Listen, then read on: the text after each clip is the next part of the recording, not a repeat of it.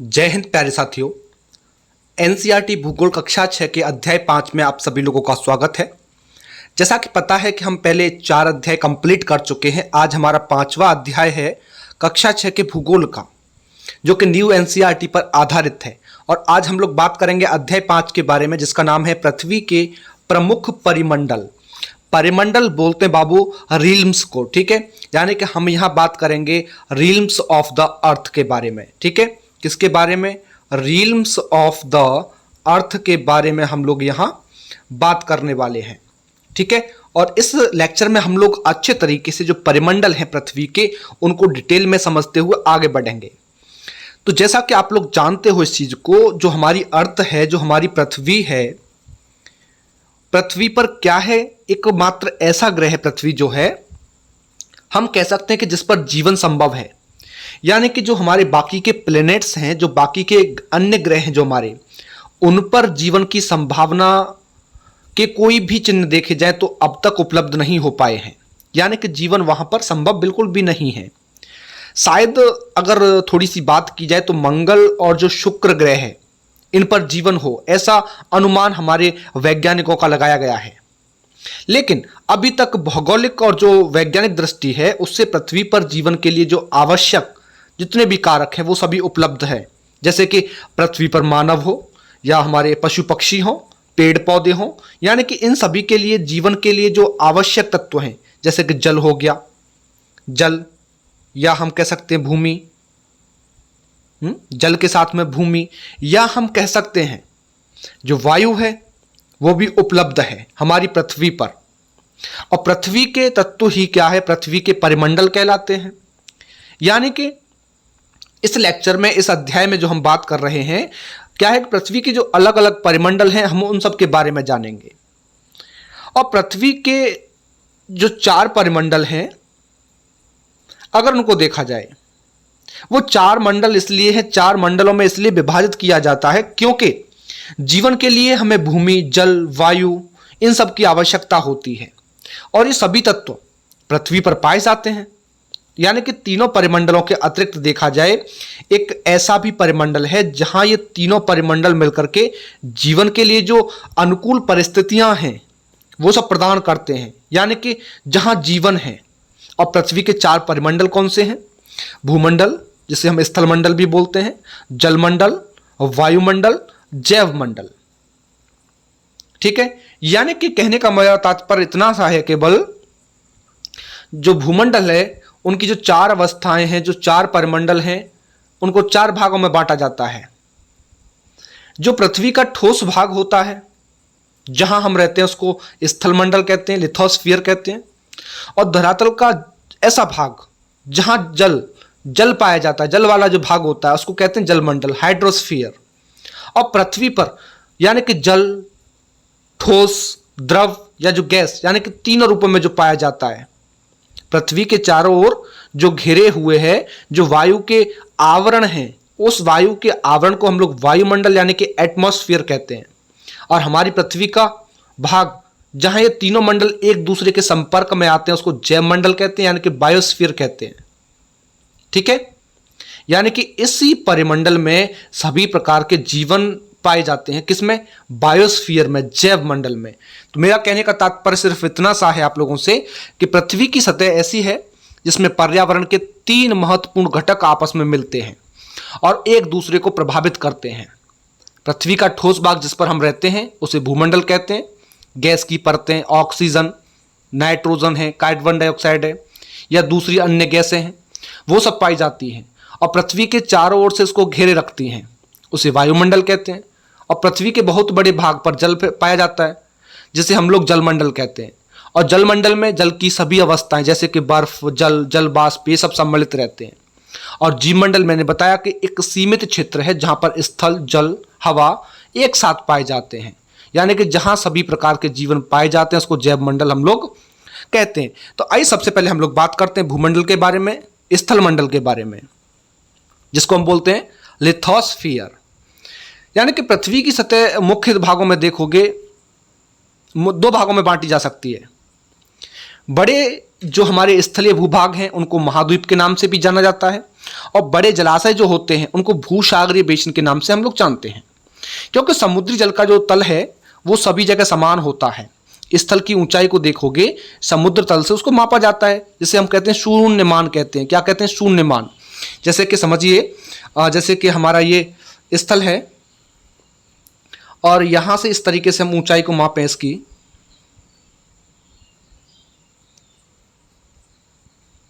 ठीक है, तो समुद्र तल जो होगा बाबू हमारा वो क्या होगा? शून्य होगा। समुद्र तल कितना होगा? यहाँ पे शून्य होगा, ठीक है, शून्य होगा, शून्य, यानी कि स्थल की ऊंचाई है ये, यहां पर शून्य होगा समुद्र तल जो है हमारा, ठीक है। तो याद रखिएगा हम स्थल पर रहते हैं और अपने मकान भी, खेती भी, खनिज भी, सब चीज हम यहीं पे, यानी कि सड़कें हैं, रेल लाइनें हैं, ये सब बनाते हैं स्थल पर जो है। और पृथ्वी के ठोस भाग को स्थलमंडल या भूमंडल कहते हैं। ये चट्टान, मिट्टी की पतली पतली परतें भी होती हैं, उनका बना हुआ होता है, जिसमें कि जीवों के लिए जो पोषक तत्व होते हैं वो सब पाए जाते हैं। और पृथ्वी पर पर्वत हैं, मैदान हैं, पठार हैं, यहाँ तक कि नदियाँ हैं, झीलें भी हैं, ये सब पाई जाती हैं। और पृथ्वी पर पाई जाने वाली सबसे ऊंची चोटी जो कि माउंट एवरेस्ट है, विश्व का सबसे ऊंचा शिखर जो है वो क्या है बाबू? माउंट एवरेस्ट है, माउंट एवरेस्ट, ठीक है। और समुद्र तल से इसकी ऊंचाई देखी जाए मीटर में तो वो कितनी होती है? तो याद रखिएगा 8,850 मीटर उसकी ऊंचाई है समुद्र तल से।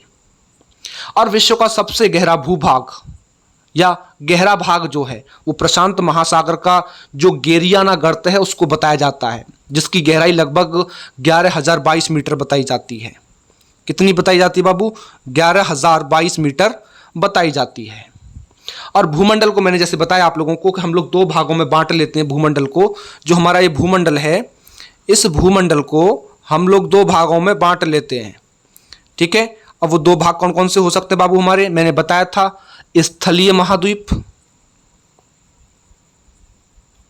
स्थलीय महाद्वीप, और दूसरा कौन सा होता है बाबू? महासागरीय बेसिन,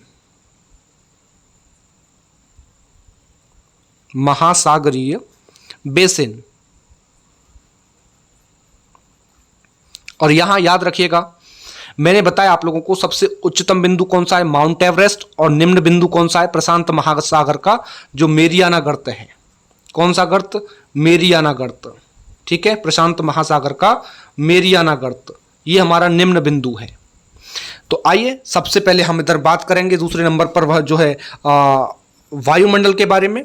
तो वायुमंडल किसको कहते हैं बाबू?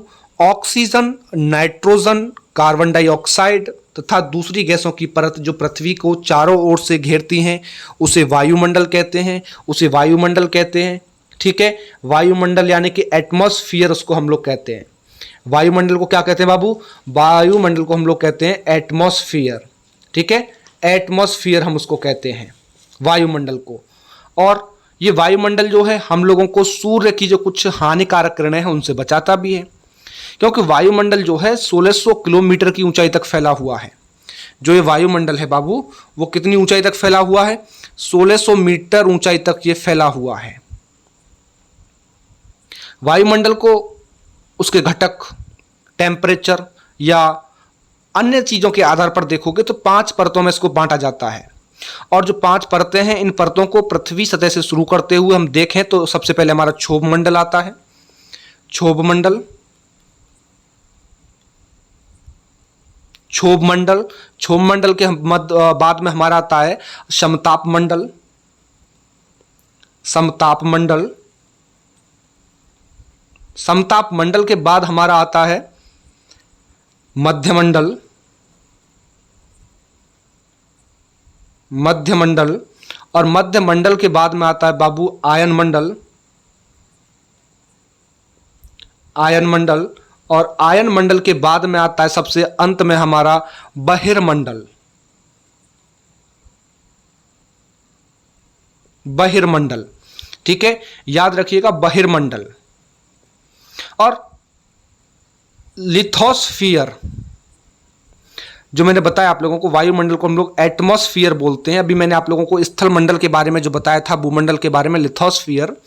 तो याद रखिएगा एक चीज को भी यहाँ क्लियर कर देता हूँ। एक ग्रीक भाषा जो है हमारी, ग्रीक भाषा में जो लिथोस है, लिथोस का मतलब होता है पत्थर, और एटमॉस का मतलब होता है वाष्प, और ह्यूडर का मतलब होता है जल, बायोस का मतलब होता है जीवन।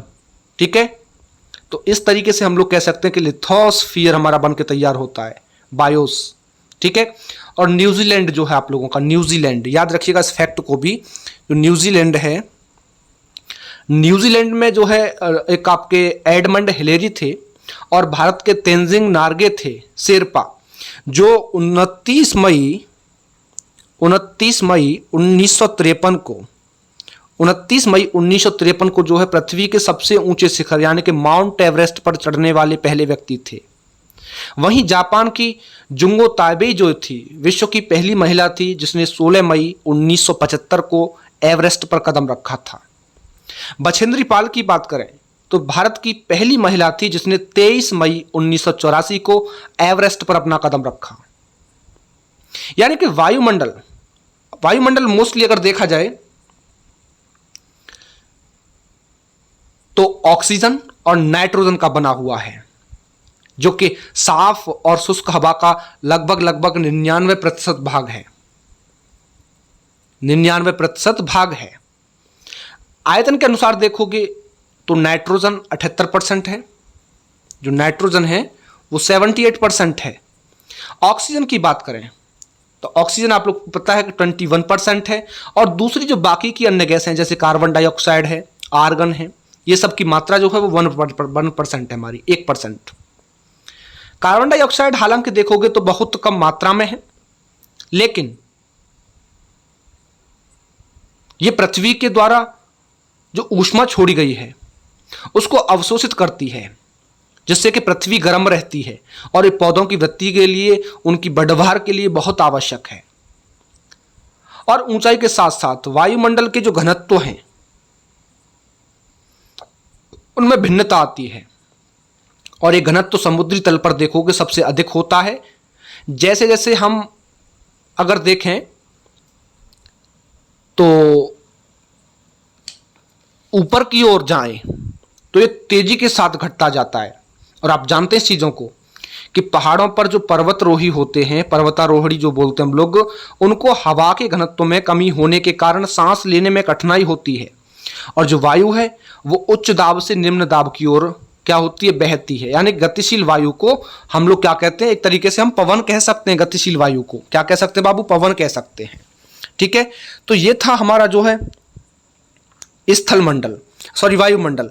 अगर हम यहां बात करें थोड़ी सी जलमंडल की, कि जलमंडल क्या है, तो याद रखिएगा बाबू, जो जलमंडल है अपना, यानी कि हाइड्रोस्फीयर जो है, यहां कहा है कि पृथ्वी के बहुत बड़े भाग पर जल पाया जाता है, जिसे जलमंडल कहा जाता है। यानी कि पृथ्वी का 70% जो भाग है, 71% जलमंडल से घिरा हुआ है, और यही कारण है सबसे बड़ा कि पृथ्वी को नीला ग्रह हम लोग कहते हैं, क्योंकि पृथ्वी पर जितने भी पाए जाने वाले जल हैं उसका 97% पार्ट जो है, कितना बाबू, 97 पार्ट जो है, 97% भाग जो है महासागरों से आता है। कहां से, महासागरों का जल एक प्रत्यक्ष रूप से मानव प्रयोग में नहीं लाया जा सकता है, क्योंकि यह जल खारा होता है, और महासागरों का जल वर्षा के रूप में हमें प्राप्त होता है, क्योंकि वर्षा का कुछ जल जो है वो नदियों में भी बहता है, और कुछ भाई जल नदियों में बहता है, और कुछ जल हमारे तालाब हो गए, झील हो गए, इनमें भर जाता है। और वर्षा का कुछ जल जो है, जो छिद्रिल चट्टानें होती हैं, उन छिद्रिल चट्टानों से रिस करके भूमि के अंदर चला जाता है, जिसे हम कहते हैं भूमिगत जल। क्या कहते हैं, भूमिगत जल कहते हैं। और इस जल को हम लोग कैसे निकालते हैं, कुएं हो गए, नलकूप वगैरह हो गए, इनके द्वारा प्राप्त करते हैं। यानी कि सभी महासागर एक दूसरे से जुड़े हुए हैं, यानी कि महासागरी जल जो है वो किसी न किसी रूप में सदा, हमेशा कह सकते हैं, गतिशील रहता है, मोशन में रहता है। तरंगे हैं, महासागरी धाराएं हैं, ज्वार भाटा हैं, महासागर जल की 3 प्रमुख गतियां होती हैं ये। और हमारी पृथ्वी पर 4 प्रमुख महासागर हैं, सब जानते हैं, प्रशांत महासागर, अंध महासागर, हिंद महासागर और आर्कटिक महासागर। ठीक है, तो हम कह सकते हैं जलमंडल को जो है, जो हाइड्रोस्फीयर हम लोग बोलते हैं, कि पृथ्वी को नीला ग्रह कहा जाता है। पृथ्वी का 70% भाग जो है वो जल और 29% भाग जो है वो स्थल है। और जलमंडल में जल के सभी रूप उपस्थित होते हैं। इसमें महासागर की नदियां हैं, झीलें हैं, हिम नदियां हैं, या हमारा भूमिगत जल है, या वायुमंडल की जो जलवाष्प है, वो सभी इसमें सम्मिलित हैं। और मानव के पास पीने योग्य जो अलवड़ पानी है, जो अलवड़ जल है, उसकी मात्रा अगर बाबू पूछी जाए तो 0.003% है। 0.03% पानी मानव के पीने के योग्य यानी कि अलवड़ है। और 97 पॉइंट मैंने बताया अभी 97.2% जो पानी है वो महासागर का है। और 2.77% ये भूगर्भ में संचित जल होता है, वो हमारी इसकी इतनी मात्रा रहती है। ठीक है, तो आइए देखते हैं एक चित्र के माध्यम से जो मैंने आप लोगों को बताया अभी। यहां देखिए, समझिए इस चीज को थोड़ा सा। मैंने जैसा बताया आप लोगों को भी कि हमारी जो परिमंडल है, जैसे कि वायुमंडल है और अपना जलमंडल है, ये अपना स्थलमंडल है और ये जैवमंडल है। यानी कि तीनों अवस्थाएं मिलकर के जैवमंडल बनाती हैं। यानी कि वायुमंडल में सभी प्रकार की गैस हैं, जलवाष्प और धूलकण पाए जाते हैं। जलमंडल, पृथ्वी पर मौजूद समस्त जल इसमें पाए जाते हैं। और स्थलमंडल यानी कि पृथ्वी का ऊपरी भाग, ठोस भाग और मृदा, ये सब इसमें हमारे स्थलमंडल में पाए जाते हैं। और तीनों अवस्थाएं मिलकर के क्या बनाती हैं बाबू? जैवमंडल बनाती हैं, यानी कि बायोस्फीयर बनाती हैं। ठीक है, बायोस्फीयर बनाती हैं, बायोस्फीयर का निर्माण करती हैं। याद रखिएगा, जो बड़े स्थलीय भूभाग होते हैं उनको महाद्वीप, ठीक है, जो हमारे बड़े स्थलीय भूभाग हैं उनको महाद्वीप, और बड़े जलाशयों को हम लोग महासागरीय बेसिन कहते हैं। विश्व का सबसे ऊंचा शिखर माउंट एवरेस्ट है। इसकी ऊंचाई समुद्र तल से 8848 मीटर है। विश्व का सबसे गहरा भाग प्रशांत महासागर का मेरियाना गर्त है, जिसकी गहराई 11,022 मीटर है। मैं आप लोगों को बता चुका हूं अभी। और याद रखिएगा, न्यूजीलैंड के एडमंड हिलेरी और भारत के तेंजिंग नार्गे शेरपा 29 मई 1953 को पृथ्वी की सबसे ऊंचे शिखर यानी कि माउंट एवरेस्ट पर चढ़ने वाले पहले व्यक्ति थे। और माउंट एवरेस्ट पर चढ़ने वाली विश्व की पहली महिला जापान की थी, जिनका नाम था जुंको ताबेई, जो कि 16 मई 1975 ईस्वी को उस पर माउंट एवरेस्ट पर कदम रखने वाली पहली महिला बनी। और माउंट एवरेस्ट पर चढ़ने वाली अगर भारत की पहली महिला की बात की जाती है बाबू, तो याद रखिएगा वो कौन थी? वो थी हमारी बछेंद्री पाल, जो कि 23 मई 1984 को माउंट एवरेस्ट पर उन्होंने कदम रखा। ठीक है, पृथ्वी पर 7 प्रमुख महाद्वीप हैं। वो महाद्वीप कौन कौन से हैं बाबू? याद रखिएगा, तो वो महाद्वीप है हमारे साथ एशिया, यूरोप, अफ्रीका, उत्तर अमेरिका, दक्षिण अमेरिका, ऑस्ट्रेलिया और अंटार्कटिका। ठीक है, तो आइए इन महाद्वीपों के बारे में इधर हम लोग बात करते हैं मैप के माध्यम से। ठीक है, मैप के माध्यम से हम इधर बात करेंगे। ये सभी हमारे महाद्वीप हैं, आप लोग इधर देख रहे होंगे, जैसा कि आपके सामने मैप लगा हुआ है। तो सबसे पहले हम अगर बात करें एशिया के बारे में, जो कि आप लोग देख रहे होंगे, एशिया। एशिया जो है बाबू सबसे बड़ा महाद्वीप है। एशिया जो है वो सबसे बड़ा महाद्वीप है। और ऑस्ट्रेलिया सबसे छोटा है। जो ऑस्ट्रेलिया महाद्वीप है यह सबसे छोटा महाद्वीप है, सबसे छोटा महाद्वीप। यूरोप और एशिया को मिलाकर के, यूरोप और एशिया यानी कि इस यूरोप को और इस एशिया को मिलाकर के बाबू याद रखना यूरेशिया कहा जाता है। क्या कहा जाता है? यूरेशिया कहा जाता है। ठीक है, इसको यूरेशिया कहा जाता है। ठीक है, यूरेशिया हम इसको कहते हैं। और सबसे मेन इंपॉर्टेंट चीज बात बताऊं मैं आप लोगों को भी, एशिया विश्व का सबसे बड़ा महाद्वीप होने के कारण क्या है कि पृथ्वी के टोटल क्षेत्रफल जो है उसका 1/3 भाग में फैला हुआ है। और ये महाद्वीप जो है पूर्वी गोलार्ध में स्थित है। कहां पर स्थित है बाबू ये एशिया? पूर्वी गोलार्ध में। ठीक है, ये हमारा पूर्वी गोलार्ध में स्थित है। ठीक है, दूसरी चीज, अगर हम इसको देखें, जो विषुवत रेखा है, जो कर्क रेखा है, जो आर्कटिक वृत्त है, वो इससे होकर के ही गुजरते हैं। याद रखिएगा इस चीज को, इसी से होकर के गुजरते हैं। एशिया के पश्चिम में देखोगे तो यूराल पर्वत है हमारा, जो कि इसको यूरोप से अलग करता है। हमारा यूराल पर्वत है यहाँ पे, और ये इसको अलग करता है, यूरोप को अलग करता है। ठीक है, तो मैं आपको शॉर्ट में समझा दूं कि जो एशिया है विश्व का सबसे बड़ा महाद्वीप है, और पृथ्वी के टोटल क्षेत्रफल के 1/3 भाग में ये फैला हुआ है। और ये महाद्वीप पूर्वी गोलार्ध में स्थित है। कहाँ पर स्थित है? पूर्वी गोलार्ध में स्थित है। कर्क रेखा इस महाद्वीप से होकर के गुजरती है। एशिया के पश्चिम में हमारा यूराल पर्वत है, जो कि इसे यूरोप से अलग करता है। और यूरोप और एशिया का संयुक्त जो भूभाग है उसको यूरेशिया, यानी कि यूरोप प्लस एशिया की बात करें तो यूरेशिया हमारा बन जाता है, यूरेशिया हमारा कहलाता है। ठीक है, तो ये तो थी हमारी एशिया की बात। अगर देखें हम थोड़ा सा, तो विश्व की सबसे ऊंची जो पर्वत श्रेणी है हिमालय पर्वत, वो इसी महाद्वीप में यानी कि इसी एशिया में स्थित है। इसके अलावा दुनिया की छत जिसे हम कहते हैं, तिब्बत का पठार, दक्कन का पठार, पामीर का पठार, एशिया महाद्वीप के प्रमुख पठार हैं ये भी। गंगा, यमुना, सतलज, सिंधु, दजला, फरात, हुआंगहो और आपकी इरावदी, ब्रह्मपुत्र, ये सब नदियां इसी महाद्वीप में होकर के बहती हैं। ठीक है, ये हमारे एशिया महाद्वीप में होकर के ही बहती हैं। ठीक है, अगर हम दूसरे महाद्वीप की बात करें, दूसरा महाद्वीप है हमारा अफ्रीका। ठीक है, अफ्रीका की हम लोग इधर बात करें तो याद रखिएगा, जो अफ्रीका है, एशिया के बाद अफ्रीका विश्व का दूसरा सबसे बड़ा महाद्वीप है। और यही एक ऐसा महाद्वीप है जिससे कि उष्ण कटिबंध में जो 3 अक्षांश स्थित होते हैं, भूमध्य रेखा, कर्क रेखा, मकर रेखा, ये यहां से होकर के गुजरती हैं। क्योंकि अफ्रीका महाद्वीप में सहारा जो है विश्व का सबसे बड़ा रेगिस्तान है। कौन सा बाबू? सहारा, वो इसी अफ्रीका में है। और अफ्रीका में विश्व की सबसे बड़ी नदी, लंबी नदी, नील नदी, वो भी इसी में होकर के बहती है, वो भी इसी में होकर के बहती है, याद रखिएगा।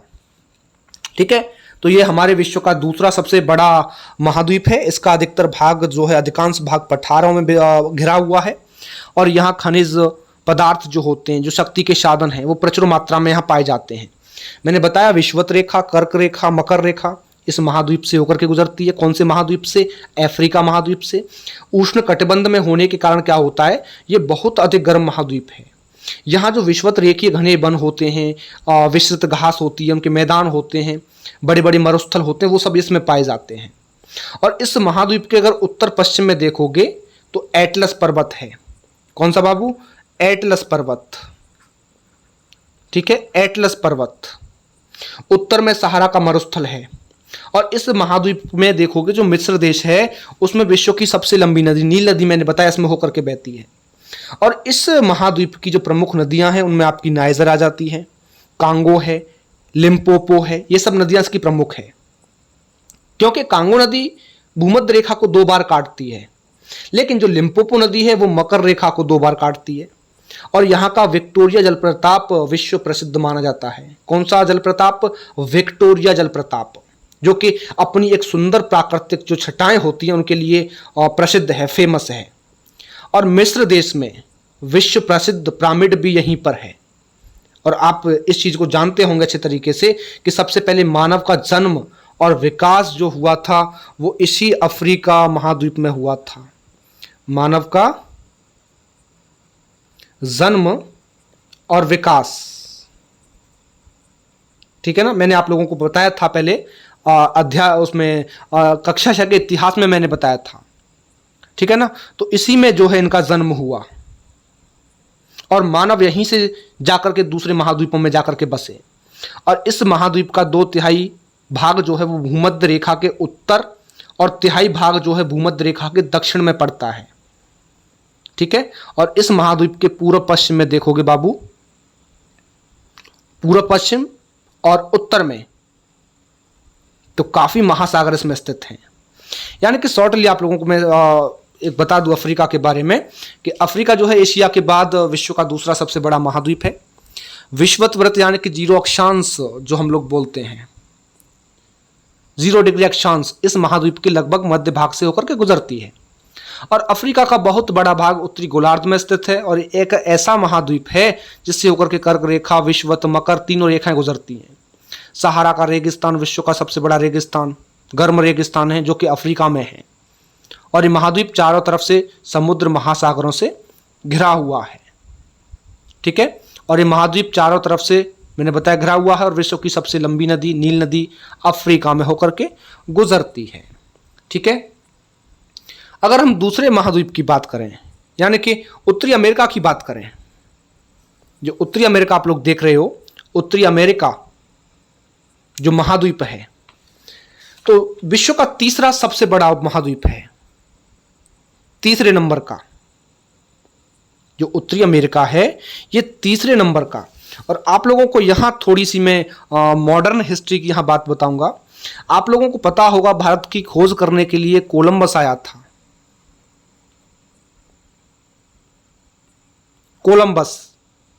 कोलंबस जो है वो खोजते खोजते वेस्ट इंडीज पहुंच गया और कोलंबस ने जो है इस नई दुनिया की खोज की। वेस्ट इंडीज के उत्तर पश्चिम में देखोगे तो उत्तरी अमेरिका महाद्वीप स्थित है और विश्व का सबसे तीसरा विस्तृत महाद्वीप है। खनिज पदार्थ, कृषि भूमि की प्रचुरता, औद्योगिक विकास के कारण देखोगे तो संसार का सबसे विकसित महाद्वीप है, क्योंकि उत्तरी अमेरिका के पश्चिम में प्रशांत महासागर है, देख रहे हो ना, प्रशांत महासागर है। और पूर्व में देखोगे तो उत्तरी अटलांटिक महासागर है, पूर्व में उत्तरी अटलांटिक महासागर है। और इस महाद्वीप के उत्तर में आपको पता है कि आर्कटिक महासागर है, ऊपर देख रहे होंगे आप लोग आर्कटिक महासागर। और उत्तरी ध्रुव जो आर्कटिक महासागर है, जिसे हम उत्तरी ध्रुव महासागर भी कहते हैं, और इस महाद्वीप से होकर के कर्क रेखा जाती है। कनाडा, संयुक्त राज्य अमेरिका, मैक्सिको, उत्तरी अमेरिका महाद्वीप के ये प्रमुख देश बताए जाते हैं। उत्तरी और दक्षिणी अमेरिका, इनके बीच में जो है पनामा नहर है जो कि भूभाग काट करके बनाई गई थी, जो कि अटलांटिक और प्रशांत महासागर को जोड़ती है। ठीक है ना, अटलांटिक महासागर और प्रशांत महासागर को जो है जोड़ती है आपस में। और उत्तरी अमेरिका का जो उत्तरी भाग है चौड़ा है, दक्षिणी भाग नुकीला है थोड़ा सा, आप लोग देख रहे होंगे इधर जो है। उत्तरी अमेरिका के पश्चिमी भाग में रॉकीज पर्वत है। जो पश्चिमी भाग है उस पश्चिमी भाग में क्या है बाबू, रॉकीज पर्वत है। पूर्व में अल्पेशियन पर्वत श्रेणियां स्थित हैं। इसके बीच में देखोगे तो उत्तर से दक्षिण में मिसिसिपी जो मिसौरी नदी है वो होकर के यहां से बहती है। ठीक है, तो ये था हमारा उत्तरी अमेरिका। कौन सा था बाबू, उत्तरी अमेरिका।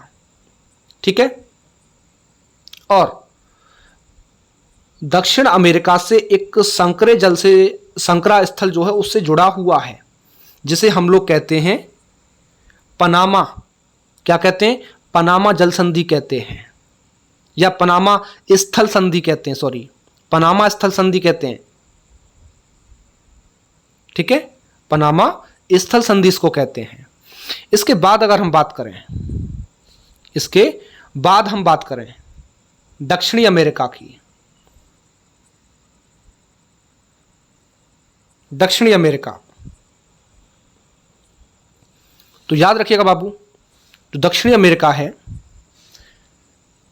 इस महाद्वीप का अधिकांश भाग जो है दक्षिणी गोलार्ध में स्थित है और ये महाद्वीप पश्चिम में प्रशांत महासागर और पूर्व का जो अंध महासागर है उनसे घिरा हुआ है। ठीक है, उनसे घिरा हुआ है। और उस महाद्वीप में, दक्षिणी अमेरिका महाद्वीप में एंडीज नाम का सबसे लंबा जो लंबी पर्वत श्रृंखला है वो इसमें है, जो कि इसके पश्चिम में उत्तर से दक्षिण तक फैली हुई है। और यहां विश्व की सबसे चौड़ी नदी अमेजन बहती है। अमेजन यहीं से होकर के बहती है। ठीक है, तो याद रखिएगा बाबू, सबसे मेन चीज के महाद्वीप जो है उत्तरी अमेरिका के दक्षिण में स्थित है, तो इसको हम लोग महाद्वीप को दक्षिणी अमेरिका के नाम से जानते हैं। इसका अधिकांश भाग दक्षिणी गोलार्ध में है। यहाँ की अमेजन घाटी अपनी वनस्पति और घने वनों के लिए प्रसिद्ध है। और इस महाद्वीप के पश्चिमी भाग में देखोगे तो संसार की सबसे लंबी पर्वत श्रृंखला एंडीज उत्तर से दक्षिण तक फैली हुई, जो बता चुका हूं। भूमध्य रेखा इस महाद्वीप के उत्तरी भाग से होकर के गुजरती है। और लंबाई की दृष्टि से देखोगे तो विश्व की सबसे बड़ी नदी नील नदी, जो कि अफ्रीका महाद्वीप में है, जबकि अफवाह यानी कि अपवाह की दृष्टि से देखें, आयतन की दृष्टि से देखें तो विश्व की सबसे बड़ी नील नदी अमेजन नदी वो हमारी दक्षिण अमेरिका महाद्वीप में स्थित है।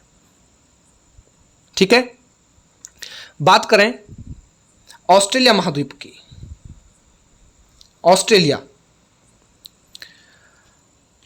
ऑस्ट्रेलिया महाद्वीप बाबू याद रखना, ऑस्ट्रेलिया विश्व का सबसे छोटा महाद्वीप है। ठीक है, सबसे छोटा महाद्वीप है। और आप लोग जानते हैं जो कि पूरी तरह से दक्षिणी गोलार्ध में स्थित है और यहां चारों तरफ से महासागर और समुद्रों से यह घिरा हुआ है। इसे हम लोग द्वीपीय महाद्वीप भी कहते हैं। क्या कहते हैं बाबू?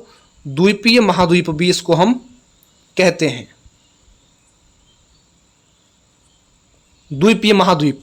और आप लोग जानते हो ऑस्ट्रेलिया की जो क्रिकेट टीम है उसको कंगारुओं के नाम से भी आप लोगों ने सुना होगा। कंगारू जानवर जो है ऑस्ट्रेलिया महाद्वीप में पाया जाता है, इसलिए ऑस्ट्रेलिया के क्रिकेट खिलाड़ियों को कंगारू के नाम से हम लोग जानते हैं। अगर ऑस्ट्रेलिया महाद्वीप देखोगे दक्षिणी गोलार्ध में भूमध्य रेखा के दक्षिण में स्थित है और इस संसार का सबसे छोटा महाद्वीप है। मकर रेखा इसके लगभग बीच से होकर के गुजरती है और इसके चारों ओर महासागर स्थित हैं। अब क्या है कि चारों ओर महासागर हैं, तो यही कारण है कि हम इसको द्वीपीय महाद्वीप के नाम से जानते हैं। यहां मरे और जो डार्लिंग नदियां हैं वो यहां से होकर के बहती हैं। पूरब में देखोगे तो ग्रेट डिवाइडिंग रेंज जो पर्वतमाला है वो इसमें स्थित है। इसके उत्तर पूरब में देखोगे विश्व की सबसे बड़ी प्रवाल भित्ति ग्रेट बैरियर रीफ जो है वो स्थित है इसमें जो है। ठीक है, अगर इसके बाद हम बात करें अंटार्कटिका की,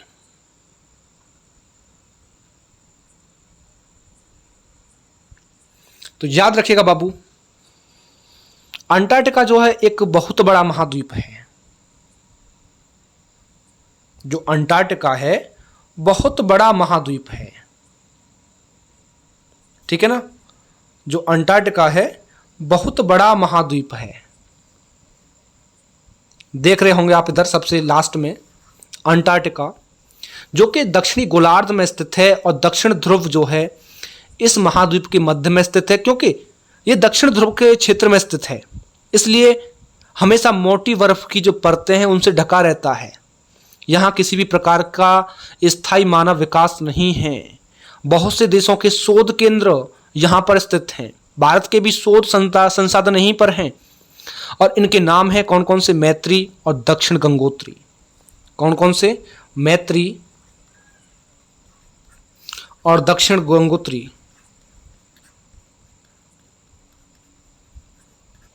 ठीक है, ये था हमारा अंटार्कटिका। और आप लोग जानते हैं इसका क्षेत्रफल यूरोप और ऑस्ट्रेलिया के संयुक्त क्षेत्रफल से भी अधिक है। ठीक है, संयुक्त क्षेत्रफल से भी अधिक है। अगर यहीं हम थोड़ी सी बात करें महासागर की, तो जो प्रशांत महासागर आप लोग देख रहे हो, इसका जो क्षेत्रफल है 16.5 करोड़ वर्ग किलोमीटर है। अगर हम अटलांटिक महासागर की बात करें तो 8.2 करोड़ वर्ग किलोमीटर इसका क्षेत्रफल है। वहीं हिंद महासागर की बात करें तो हिंद महासागर का 7.3 करोड़ वर्ग किलोमीटर क्षेत्रफल है। अगर वहीं हम बात करें आर्कटिक महासागर की, तो आर्कटिक महासागर का 1.4 करोड़ वर्ग किलोमीटर है। दक्षिणी महासागर की बात करें तो दक्षिणी महासागर का है हमारा 0.2 करोड़ किलोमीटर। ठीक है, इतना हमारा जो है क्षेत्रफल है इनका। आइए बात करते हैं इधर अपने महाद्वीपों की थोड़ी सी फैक्ट के बारे में। एशिया महाद्वीप, जो आप लोगों को याद रखने हैं। एशिया विश्व का सबसे बड़ा महाद्वीप है। यह पृथ्वी के कुल क्षेत्रफल के 1/3 भाग में फैला है। यह महाद्वीप पूर्वी गोलार्ध में स्थित है। कर्क रेखा इसी महाद्वीप से होकर के गुजरती है। ठीक है। एशिया के पश्चिम में यूराल पर्वत है जो इससे यूरोप से अलग करता है, और यूरोप और एशिया के संयुक्त भूभाग को यूरेशिया कहा जाता है। यूरोप महाद्वीप की बात करें तो यूरोप एशिया से सबसे बहुत छोटा है, और ये महाद्वीप एशिया के पश्चिम में स्थित है। आर्कटिक वृत्त इससे होकर के गुजरता है, और ये तीन तरफ से जल से घिरा हुआ है, तीनों तरफ से जल से घिरा हुआ है। अफ्रीका महाद्वीप की बात करें, जो अफ्रीका महाद्वीप है वो अफ्रीका एशिया के बाद विश्व का दूसरा सबसे बड़ा महाद्वीप है। विषुवत वृत्त या 0 डिग्री अक्षांश इस महाद्वीप के लगभग मध्य भाग से होकर के गुजरती है। अफ्रीका का बहुत बड़ा भाग उत्तरी गोलार्ध में स्थित है, और इस महाद्वीप से कर्क रेखा, विषुवत रेखा, मकर रेखा, तीनों रेखाएं यहां से होकर के गुजरती हैं। सहारा का रेगिस्तान विश्व का सबसे बड़ा गर्म रेगिस्तान है जो कि अफ्रीका में स्थित है। विश्व की सबसे लंबी नदी नील नदी अफ्रीका से होकर के गुजरती है। ठीक है, याद रखिएगा इसको। बात करें उत्तर अमेरिका महाद्वीप की, तो जो उत्तर अमेरिका महाद्वीप है हमारा, उत्तर अमेरिका विश्व का तीसरा सबसे बड़ा महाद्वीप है। यह दक्षिण अमेरिका से एक संकरे स्थल से जुड़ा है जिसे पनामा स्थल संधि कहते हैं। ठीक है, और यह महाद्वीप पूरी तरह से उत्तरी और पश्चिमी गोलार्ध में स्थित है। यह महाद्वीप 3 महासागरों से घिरा हुआ है। उत्तर में आर्कटिक महासागर, पूर्व में अटलांटिक महासागर, और पश्चिम में प्रशांत महासागर। दक्षिण अमेरिका महाद्वीप की बात करें, दक्षिण अमेरिका का अधिकांश भाग दक्षिणी गोलार्ध में स्थित है। दक्षिण अमेरिका के पूर्व में और पश्चिम में हिंद महासागर यानी कि अटलांटिक ओशियन और प्रशांत महासागर स्थित है। विश्व की सबसे लंबी पर्वत श्रृंखला एंडीज इसके उत्तर से दक्षिण की ओर फैली हुई है, और दक्षिण अमेरिका में विश्व की सबसे बड़ी नदी यानी कि अमेजन नदी आयतन की दृष्टि से वो इस दक्षिण अमेरिका से होकर के बहती है। बात करें ऑस्ट्रेलिया महाद्वीप की, तो ऑस्ट्रेलिया महाद्वीप देखा जाए तो विश्व का सबसे छोटा महाद्वीप है जो कि पूरी तरह से दक्षिणी गोलार्ध में स्थित है। यह चारों तरफ से महासागर समुद्रों से घिरा हुआ है, और इसको द्वीपीय महाद्वीप कहते हैं। अंटार्कटिका महाद्वीप की बात करें तो अंटार्कटिका एक बहुत बड़ा महाद्वीप है जो कि दक्षिणी गोलार्ध में स्थित है, और दक्षिण ध्रुव इस महाद्वीप के मध्य में स्थित है। क्योंकि दक्षिण ध्रुव में स्थित इसलिए है क्योंकि यह हमेशा मोटी बर्फ की परतें जो लेयर्स हैं उनसे ढका हुआ रहता है, और यहाँ किसी भी प्रकार का स्थायी मानव विकास नहीं है, निवास नहीं है। बहुत से देशों के शोध केंद्र भी यहाँ पर स्थित हैं। अंटार्कटिका महाद्वीप में भारत के भी शोध संसाधन स्थित हैं जिनके नाम मैत्री और दक्षिण गंगोत्री हैं। ठीक है, और ऑस्ट्रेलिया को द्वीपीय महाद्वीप भी हम लोग कहते हैं, याद रखिएगा इसको। अब बात करें जलमंडल की थोड़ा सा। पृथ्वी को नीला ग्रह कहा जाता है क्योंकि पृथ्वी पर 71% भाग जल, 29% भाग स्थल का है, और जलमंडल में जल के जितने भी रूप हैं वो सभी उपस्थित हैं। इसमें महासागर, नदियाँ, झीलें, हिम नदियाँ, भूमिगत जल, वायुमंडल की जलवाष्प, ये सभी इसमें सम्मिलित हैं। पृथ्वी पर पाए जाने वाले जल का 97% भाग जो है महासागरों में पाया जाता है, और ये जल इतना खारा होता है कि पीने लायक नहीं है बिल्कुल भी। और बाकी का जो शेष 3% जल है, बहुत बड़ा भाग बर्फ की परत और हिम नदियों और भूमिगत जल के रूप में पाया जाता है। जल का बहुत कम भाग पीने लायक पानी है जो कि मनुष्य के इस्तेमाल में आता है, और यही कारण है कि नीले ग्रह में रहने के बावजूद हम पानी की कमी महसूस भी करते हैं। ठीक है, महासागरों की बात करें, महासागरी जल हमेशा गतिशील रहता है, हमेशा मोशन में रहता है। मैं बता चुका हूं, तरंगें, ज्वार भाटा, महासागरी धाराएं, महासागरी जल, ये 3 मुख्य गतियां हैं जल की। ठीक है, और पृथ्वी पर 5 प्रमुख महासागर हैं, प्रशांत महासागर, अटलांटिक महासागर, हिंद महासागर, दक्षिण महासागर और आर्कटिक महासागर। तो आइए सबसे पहले हम बात करते हैं प्रशांत महासागर की। जो प्रशांत महासागर है सबसे बड़ा महासागर है। ठीक है, ये पृथ्वी के 1/3 भाग पर फैला हुआ है, यानी कि महासागर जो है बड़े से छोटे आकार के आधार पर देखोगे तो मैंने बताया 5 महासागर हैं, प्रशांत, अटलांटिक, हिंद, दक्षिण महासागर, और आर्कटिक महासागर। ठीक है, तो ये हमारे 5 महासागर थे। प्रशांत महासागर सबसे बड़ा महासागर है। ये पृथ्वी के 1/3 भाग पर फैला हुआ है। पृथ्वी का सबसे गहरा भाग मैरियाना गर्त प्रशांत महासागर में ही स्थित है। ठीक है, और प्रशांत महासागर लगभग वृत्ताकार है। एशिया, ऑस्ट्रेलिया, उत्तर और दक्षिण अमेरिका इसके चारों ओर स्थित है। ठीक है, अगर बात करें अटलांटिक महासागर की, तो अटलांटिक महासागर विश्व का दूसरा सबसे बड़ा महासागर है। इसके पश्चिम किनारे पर देखोगे तो उत्तर और दक्षिण अमेरिका है और पूर्वी किनारे पर यूरोप और अफ्रीका स्थित है। अटलांटिक महासागर की तटरेखा बहुत अधिक दंतुरित है और ये अनियमित एवं तंदुरित तटरेखा प्राकृतिक जो पोताश्रय होते हैं, जो पतन होते हैं, उनके लिए आदर्श स्थित है। व्यापार की दृष्टि से देखा जाए तो सबसे व्यस्त महासागर हमारा अटलांटिक महासागर ही कहलाता है। ठीक है, हिंद महासागर की बात करें, हिंद महासागर ही एक ऐसा महासागर है जिसका नाम किसी देश के नाम पर यानी कि भारत के नाम पर रखा गया है और यह महासागर लगभग त्रिभुजाकार का है। इसके उत्तर में एशिया, पश्चिम में अफ्रीका और पूर्व में ऑस्ट्रेलिया स्थित है। ठीक है, हिंद महासागर की जो बात हम लोग इधर कर रहे हैं। और दक्षिण महासागर की बात करें तो दक्षिण महासागर अंटार्कटिका महाद्वीप को चारों ओर से घेरता है और ये अंटार्कटिका महाद्वीप से उत्तर की ओर 60 डिग्री यानी कि 60 डिग्री दक्षिण अक्षांश तक ये फैला हुआ है। कितने? 60 डिग्री, 60 डिग्री ये फैला हुआ है। ठीक है, दूसरी चीज आर्कटिक महासागर की बात करें। जो आर्कटिक महासागर है, आर्कटिक महासागर उत्तर ध्रुव वृत्त में स्थित है और ये उत्तर ध्रुव के चारों ओर फैला हुआ है। जो हमारा आर्कटिक महासागर है ये फैला हुआ है। ठीक है, दूसरा ये क्या है कि महासागर प्रशांत महासागर से छिछले जल वाले एक संकरे भाग से जुड़ा है जिसे बेरिंग जल संधि के नाम से जाना जाता है और ये उत्तर अमेरिका के उत्तरी तट और यूरेशिया से घिरा हुआ है पूरे तरीके से। ठीक है, अच्छा, वायुमंडल, एक चीज और याद रखिएगा, प्राचीन समय में क्या था, अनेक व्यापारी लोग इस महासागर से होकर के भारत आते थे, इसलिए इसका नाम जो है हिंद महासागर रखा, जो मैंने ऊपर आप लोगों से बात की। प्रशांत जैसे कि महासागर है हमारी, इनकी उपयोगिता क्या है? तो देखिए, महासागरों के द्वारा क्या होता है, जो अंतर्राष्ट्रीय व्यापार है, जो इंटरनेशनल ट्रेड है वो होता है। जलयान है, उनमें हर प्रकार का सामान जो है एक दूसरे देश से दूसरे देश तक ले जाया जा सकता है। महासागरों का जो जल है वो जल बाष्प में बदल करके पृथ्वी पर वर्षा के रूप में हमें प्राप्त हो पाता है।